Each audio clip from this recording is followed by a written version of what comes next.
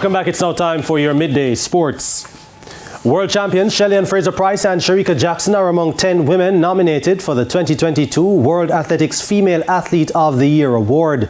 35-year-old Fraser-Pryce created history last season, winning her 5th 100-meter world title, which made her the first running athlete to do so. The Jamaican was also the oldest woman to win a sprint title.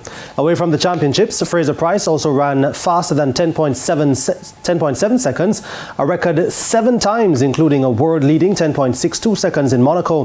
Fraser-Pryce also won a 5th Diamond League trophy in Zurich. Meanwhile, Jackson won her first global individual sprint title when she ran a world-leading and national record 21.45 seconds to win the 200 meters at the World Championships in Eugene, Oregon.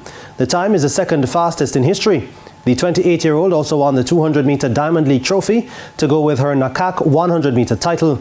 The other finalists are Toby Amusan, Shawnee Miller-Weibo, Chase Ely, Faith Kipyegon, Sydney McLaughlin, Kimberly Garcia, Yaroslava Machukik, and the triple jumper Yulimar Rojas. The winners will be revealed on World Athletics social media platforms in early December. Head coach of Jamaica's Reggae Girls team, Lorne Donaldson, says he's happy to have stability with the national team after signing a 1-year contract with the Jamaica Football Federation. The period takes into consideration the FIFA Women's World Cup next July and the Olympic qualifiers next September, and therefore runs from September 2022 to September 30, 2023.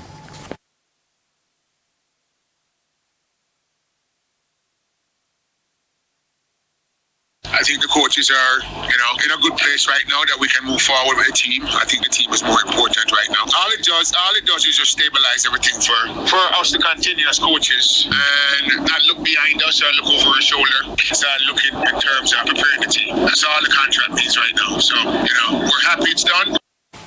Donaldson says a short-term contract is no hindrance to his plans.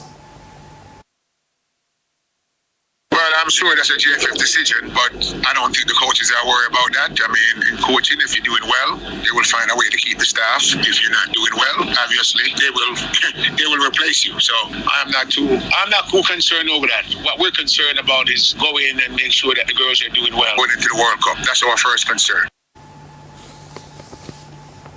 The West Indies will now turn their attention to Sunday night's first round match against Scotland at 11 p.m. in Hobart in the ICC T20 World Cup after this morning's second warm-up match against the Netherlands was abandoned without a ball being bowled in Melbourne due to rain.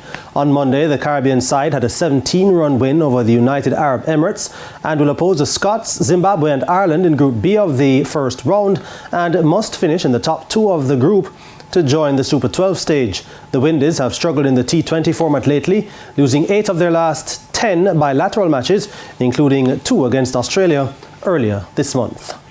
And that's going to do it for your midday sports report. Kalisha, it's back.